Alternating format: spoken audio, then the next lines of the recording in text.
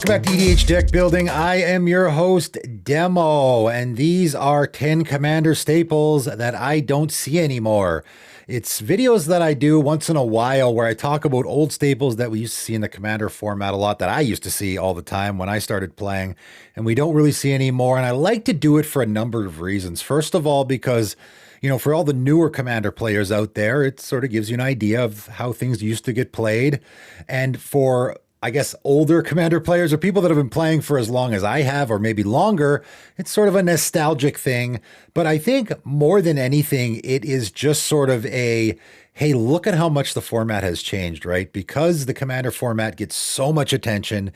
And again, you can see that as a good thing or you can see it as a bad thing. I think it is a bit of a mixed blessing. Because it has changed so much so rapidly, some cards that were just absolute Commander staples just a few years ago have completely disappeared. At least I don't see them anymore. And again, like I usually do with any of these videos where I'm talking about staples or popularity or any of this kind of stuff, I'm basing it off of EDH Rec stats and also maybe even more so just I don't see it anymore. That's the name of the video, right? I just never see these cards. I don't see them when I'm playing games. I don't see them when I'm doing my Deck Doctor videos on my Patreon. I don't see them ever. So are people still playing them anymore? I don't know. Let's find out. We're going to start out with Fractured Powerstone. And, this is a card that, mentioning it on this video, I would think, okay, there's probably a lot of new Commander players that had never seen this card before, but they actually did just reprint this, like in March of the Machines Commander or something like that, which is kind of funny. Prismatic Lens, funny enough, is another one that used to get played a ton. I could have gave it an honorable mention here. I don't see it much anymore. That one also just got reprinted in Commander Masters. So again, that's another one that I completely forgot about that used to get played like crazy as far as mana rocks go, and I don't see it much anymore. Fractured Powerstone is a 2-mana artifact. Tap, add a colorless, tap, roll the planar die. Activate only as a sorcery, which of course is kind of funny. That obviously doesn't work unless you're doing plane chase, right? That's what it's for. However, nothing is saying that you can't just play this in a normal Commander deck, and that's what people did all the time because it is a 2-mana mana rock that enters the battlefield untapped and you can use it right away. That is why people played this card, not for the planar die thing. I mean, people still did do the planar die thing if they were doing plane chase, but mostly a lot of people played this in their Commander decks because, and I guess maybe they did the plane chase thing in March of the Machines, right? So that's probably why they reprinted it. I guess that makes sense. But people used to play this in their Commander decks simply because, tap, roll the planar die did nothing in a Commander game. But here it was just a mana rock that, just like with Prismatic Lens, it was a mana rock that entered the battlefield untapped and you could use it right away. So it was one of the best mana rocks in the format for a while. And then, of course, we started getting way better ones, so it got played way less. Looks like it's in about 12,000 decks still, but again, that might have something. I don't know if the plane chase stats affects that at all, but it certainly might. Next up, Oath of Lieges, one that I mentioned on a video a while back that used to get played, it still maybe gets played as a huggy card. It certainly has completely fallen off. It was played a lot back in the day as actually just a straight up ramp. Again, white wasn't very good at it. I think it's great at it now. But if you were in a mono white deck, Oath of Lieges, or even a couple of, like maybe a Boros deck, you would play Oath of Lieges because your options for ramping weren't great. 1 and away enchantment at the beginning of each player's upkeep, right? So each player gets to do this. If they control fewer lands than an opponent, you get to search your library for a basic land card, put it onto the battlefield. Not tapped, pretty good, and then shuffle, of course. So everyone got to use this, but if you're playing against a bunch of decks that are playing green, they're not going to be using it at all. Only you're going to be using it, right? So it's going to be only advantaging you. However, it was just a really fun card in a Commander game because it just made sure nobody was mana screwed, right? We've all played those games where a guy starts out and just is mana screwed in the beginning, so he's basically just not in the game at all. And that's not really what you want. I know maybe some people like it because it makes it easier for them to win, but if I'm playing a casual Commander game, the whole idea is I'm sitting down with 3 other people and we're having a casual fun game together, so I want them to be involved. If one guy's sitting there doing nothing, that's not very fun. So this is a great card for making sure no one gets mana screwed, because that one guy who doesn't have any lands, now when it comes around to his turn, he's got less lands than everyone, so he can go get a land and put it into play. So I like it that way. It's only in about 3,800 decks, so it really has fallen off. It doesn't really get played much anymore. I used to see it quite a bit back in the day when I first started playing the format. A card that I saw an absolute ton Back in the day, in the commander format that I never see anymore is Dragonlair Spider. 2 red, green, Spider 5/6 with reach. Whenever an opponent casts a spell, create a 1/1 green insect creature token. And I imagine if this was a black and green card, it would definitely still see a bunch of play because, of course, you could play it in the black-green Spider tribal decks, and you could also play it in the black-green insect tribal decks. It would fit into both. So it would probably still be in like, 80,000 decks or something. It's only in about 11,000. I think for that, the fact that it's Gruul colors really hurts it here a lot. This is a card that, again, it's one of those cards, just like I said, like Assemble the Legion was one of those cards that if you were playing a white-red deck, that's it. You're playing a Boros deck, Assemble the Legion is the first card you put in there. It doesn't matter what your strategy is. This was the same with Gruul. If I was playing a red and green deck, this went in there just because it was a good commander card, right? Because whenever any opponent casts a spell, you get a green insect token. So it's just super good value. What specific theme does it fit? Again, if you're doing red and green insect tribal or something, it could be good. If you're doing red and green, like, maybe an aristocrats theme in red and green, again, which you don't see much, it could be good. Looks like people are putting it in their Gimli Mournful Avenger decks because there is a red and green sort of aristocrat strategy. So that's a funny fit for it. A couple commanders like Thromok is a good one where it is a slam dunk, obviously just a great fit where you do want to be sacrificing stuff. But for the most part, it's just sort of a good stuff card. Costs 6 mana, so it just lost favor with a lot of commander players. Again, one of those cards that used to go in every commander deck if you were in those colors, and I never see it anymore. Next up, Terrain Generator, a land that taps to add colorless, and you pay 2 and tap. You may put a basic land card from your hand onto the battlefield tap. So again, this was a ramping option for those decks, particularly in white and red, that didn't do it very well. And funny enough, they just reprinted this in Baldur's Gate, and it's like, oh, wow, do people still play this card? Typically, the mono red, mono white decks, maybe mono blue, like a lot of the monocolor decks, obviously not green, thought this was a pretty good ramping option because, first couple of turns, you could play your Terrain Generator. And then, I guess the next turn you couldn't do it. You'd have to wait till like turn 3 before you could start using it. It's really not great. It's really not a great ramp option, but that's what you had back in the day, right? A lot of people used to, this is still in 30,000 decks. So a lot of people are still playing it. I'm not sure exactly where. Maluko the Clouded Mirror. Okay. People are playing in that deck. That seems like a pretty decent option where you're picking up your lands a lot, so you need a way to put it back into play. Sure, I would play it there. But like I said, back in the day, people were just playing it as a just straight up ramp option in a whole lot of decks. Coming in at number 6, Lurking Predators. 4 green enchantment. Whenever an opponent casts a spell, reveal the top card of your library if it's a creature card. Put it onto the battlefield. Otherwise, you may put that card on the bottom of your library. So just one of those big, splashy, again, just fit the commander format. When the commander format started to take off in popularity, this is one of those cards that just fits so well because it is both doing the whenever an opponent casts a spell thing, which is going to be happening a lot because you got 3 opponents. So this is going to be triggering like crazy. And it also is doing the big, splashy, bam, I put a huge creature into play for free moment that people look for in commander games. So for that reason, again, this was another card that just went in every green commander deck. You just put it in there. You were likely playing lots of big creatures in your big green commander deck anyway, right? So it probably fit. And I have seen this card really go off in games.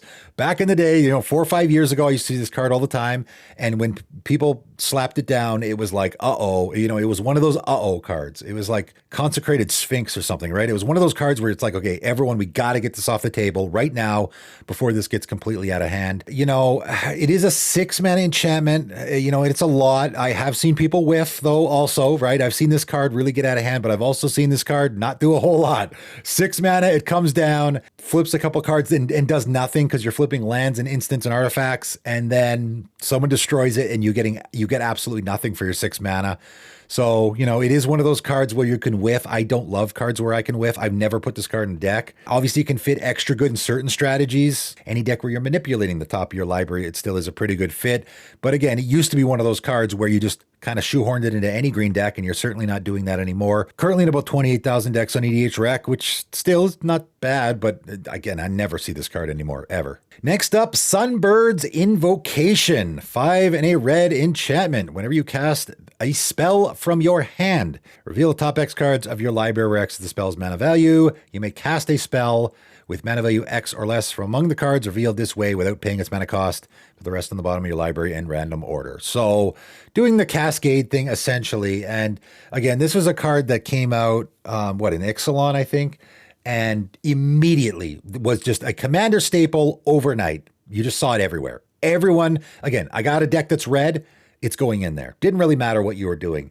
And in particular, again, like a mono red deck, this was a auto include. It was a fairly expensive card for a while. Now, of course, it's caught looks like it's about 70 cents, right? Nobody's really playing it anymore. It has been reprinted, but it doesn't really see much play. It was one of those cards where it's just good value. Again, red couldn't draw cards very well, so this was a way to get card advantage because you couldn't draw cards very well. So if you were in a mono red deck, it was an absolute auto include. If you were in like a Boros deck, again, probably, Gruul deck maybe, you got played a lot. I saw it everywhere. It was just one of those cards that was such great value because whenever you cast a spell from your hand, you got a free card that everyone was doing it. It completely fell off. It's telling me it's in 37,000 decks. I haven't seen this card in, over a year for sure. Maybe years. I never see this card anymore. Who's still playing it? It's a good card, right? It's good value. I guess it's doing the cast from exile thing. Hey, right? Whatever you're exiling cards. No, it's not. You're revealing the top X cards of your library where X, you're not doing this cast from exile. So I guess it doesn't. I was going to say maybe it fits in those strategies. It actually doesn't because you're actually revealing the top X cards of your library where X is the spell's mana value. Funny enough, you're casting the spell from your library. So I don't know if that fits any particular theme. Just a good value card that just people can't find room for in their decks anymore, right? Next up, again, another card that as soon as it came out, immediately became a commander staple. I think it was Aether Revolt that came out. Lifecrafter's Bestiary. 3 mana artifact at the beginning of your upkeep, scry 1. Whenever you cast a creature spell, you may pay a green if you do draw a card. I think this is played quite a bit still, which is surprising because green has 20 better options, and I am not exaggerating, 20 better options for drawing cards, especially if you're in a creature-heavy theme, which obviously with this card, you want to be in a creature-heavy theme in order for it to be good.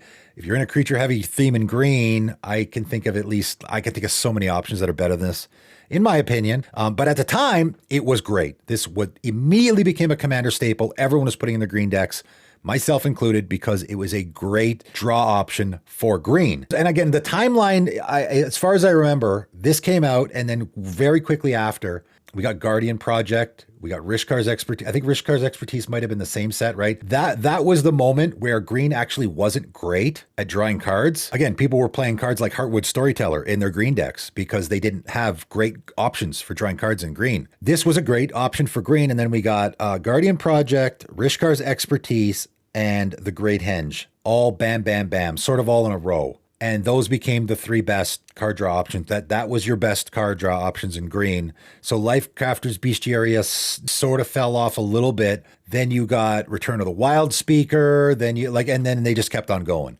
Honestly, 74,000 decks is shocking because I have not seen this card in years. I don't know who still plays it. I mean, for me, I'm thinking I probably wouldn't find room for this as far as, like Shamanic Revelation. There's so many better options if I'm in a creature heavy strategy for green. Hunter's Insight and all those ones as well. The go wide, the go tall, doesn't matter which strategy you're fitting.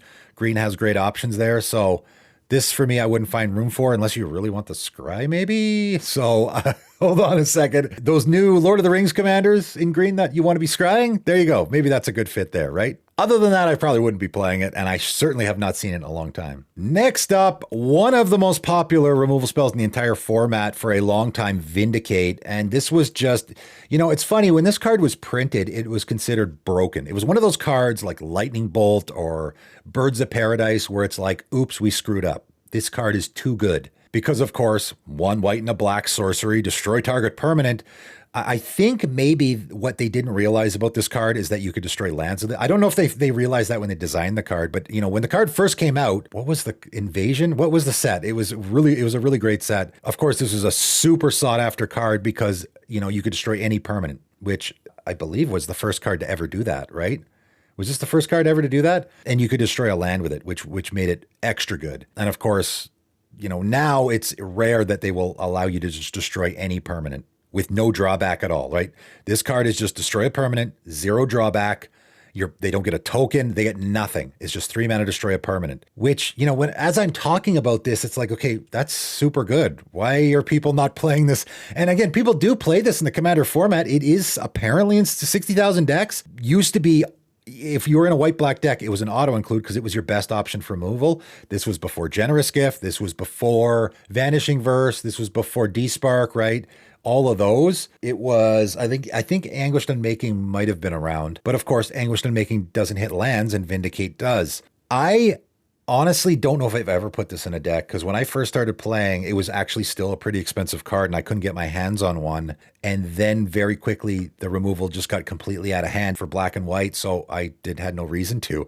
Never actually put this in a deck. And obviously the big reason why this, you know, isn't an auto include in every black and white Commander deck still is simply because it's a sorcery, right? That, for a lot of people, myself included, makes all the difference in the world. The fact that it is a sorcery. People probably would rather put a Despark or even a Vanishing Verse in their Commander deck simply because those are instants. I mean, they're 2 mana as well. Like a Despark is limited on what it's getting, but it's exiling. Also, again, the exile. There's so many exile options in black and white that exile is usually going to be better because it gets the indestructible stuff. It gets the, you know, you don't get to recur it or get it back. I'm not saying it's not a good Commander card. Some of these are cards that I would probably never put in a Commander deck anymore. This is one that I if someone played a Vindicate in a Commander game, I'd be like, hey, that's still a pretty good removal spell. I don't think I would find room for it if I was putting a black and white deck together personally. Again, just because it's sorcery speed, it's still really good. I never see it anymore though. Like, when's the last time you saw a Vindicate in a Commander game? Unless you have one in your own deck. Coming in at number 2, certainly a Commander staple for a long, long time. And again, I don't think it still is. This is one of those cards, though, that I was always like, why is everyone playing this card? It was one of those cards that I could never figure out why, right? Venser's Journal. 5 mana artifact. You have no maximum hand size. At the beginning of your upkeep, you gain 1 life for each card in your hand. This is like Elixir of Mortality. Elixir of Mortality is another one of those cards that everyone just put it in all their Commander decks. And I couldn't figure out why. Like, are you that terrified of getting milled? Venser's Journal was the same way. Everyone put it in their Commander decks. Been reprinted in a bunch of Commander sets for that reason. And I can never figure out why. The maximum hand size thing, like if maximum hand size is so important to you, there's a lot cheaper ways to do it, right? Is the life gain that important? Maybe it's both. I don't know. Like, it was really popular. It's in 36,000 decks. Again, I think the stats here sometimes can be skewed. I never see this card anymore. Where would I play it? If I was desperately, like, I have both my Abishon deck is the, you know, I can draw a whole bunch of cards all at once. My Shanna deck now, my new iteration of Shanna, is I can draw a whole bunch of cards all at once. So that's a deck I recently added Reliquary Tower to because I was running into that problem. I would not find room for this in any of those. The life gain is nice, I guess. I mean, later in a game, it could be good, but later in a game, your hand size is usually smaller. Like, when I see people play this card, usually it's like later in the game when I need the life, I only got 2 cards in hand, so I'm not really gaining much. That's what I usually see. It's one of those cards, again, just like Elixir of Mortality, is one of those cards that everyone just shoehorned into all their Commander decks, and I could never figure out why, because I didn't think it was that great. Sure, it gains life, but I don't know. If gaining life is that important to you, there's better ways to do it. And if the maximum hand size is that important to you, there's better ways to do it. The combination of the two is kind of a weird combination that doesn't really fit in a lot of strategies. It fits into the strategy of, I'm going to have a really big hand and I also want to gain life. I mean, I guess any deck wants to gain life, but typically, you know, a deck where you want to be gaining life, how many decks is that? Krav and Regna, right? Like, again, I never see it anymore. That's why I'm talking about it on this video, because I never see this card in Commander games. Number 1 on this list is probably the poster boy for the card that you just shoehorned into every deck no matter what, that has completely vanished. Mirran Crusader. 1 white human knight, 2/2 double strike, protection from black, protection from green. And again, a lot of people who are newer to the format might be going, this wasn't what, huh? You know, if you were playing a white deck, you put Mirran Crusader in there. This, again, used to be a really expensive card. It looks like it's about 50 cents now, right? This used to be a really expensive card because it was just one of those cards. Auto include in every deck. It is currently in only 7,000 decks. This card has completely fallen off a cliff. Again, years it's been since I've seen this in a Commander game. And it used to be, right? Like that's what this video is all about. It's 5, 6, 7 years ago when I was playing Commander. I saw it in almost every game, and now I haven't seen it in years. Completely fallen off a cliff. And this is one where it's still pretty good. I mean, why was everyone putting this in their deck? Because it has protection from black and from green. And of course, black and green are, I would say at the time, were the most popular colors in the Commander format, and probably still are. And some would argue those are the most powerful colors in the format as well, black and green, for various reasons, right? The black has the tutors and all that, and green has, you know, the ramp and all that. So popular and powerful colors, and you having a creature that not only has protection from both of those colors, but also has double strike is pretty good. Worst case scenario here, I'm just getting in for 4 damage every turn. Now we start fitting certain archetypes and it gets even better. I'm in an equipment theme, which of course, I think equipment decks probably were more popular back in the day than they are now. I would say that is certainly the case. That archetype, I just put a bunch of equipment on my creatures, I think used to be way more popular than it. I don't see that much anymore either. Pretty great creature for doing that with, right? Stick a few equipment on this guy, he gets really out of hand. Human tribal or night tribal. And still, I would say, you know, it's funny because if I'm doing human or night tribal, this guy's going to be towards the top of the list. It's still a really good creature, right? So that's why I have this guy at number 1. I have this guy at number 1 because he was just the auto include if you're in a white deck. Everyone put him in there. And now I never see, again, even EDH Rec is only saying only 7,000. So completely fallen off a cliff, but also I still think it's a really good card. Again, all these other cards, even though they're good, I completely understand why people don't play them anymore. Mirran Crusader, I guess Mirran Crusader and maybe Vindicate are the ones where I'm like, okay, those are still pretty good cards. And if I was doing a deck, like certainly I wouldn't find room for this, even in a mono white deck. Like I have 2 mono white decks, can't find room for this guy in either of them. No chance. But if I was in any strategy that fit a little bit, right? So, oh boy, I don't know, maybe again, human tribal, night tribal, or I'm just getting in for damage. Like I actually just did a deck doctor for my patron who has a Skrelv deck where they're doing that. Like I get in for damage. This seems like a pretty good fit there. All right. So if you're watching this video, maybe Mirran Crusader, right? Because I can give my you're doing the protection theme already, but also it's got the double strike, which works with the toxic, right? So it still is a good fit in a lot of decks. So it's completely fallen off. 7,000. That's almost nothing. Like it's the least by any card on here by a wide margin. Like 7,000 is means you're never going to see it. And of course, I never see it. You guys see this card anymore? I don't. You guys let me know in the comments below if you are playing any of these cards still and where. Maybe you're just hanging on to them because you haven't pulled them out of your deck, right? And a lot of times I still got Dragonlair Spider in there because I was playing it 6 years ago and I just left it in there. I like it. It's a good card. It's fine. I'm not saying you shouldn't play these cards. This video is all about, here's the cards that I used to see all the time in the Commander format when I first started playing, and they've completely vanished for me. Again, every card that I mentioned on this list, it has for sure been at least a year since I've seen it, and in some cases, way longer than that. You guys let me know what you think in the comments below. That is it for today, though, and thanks for tuning in.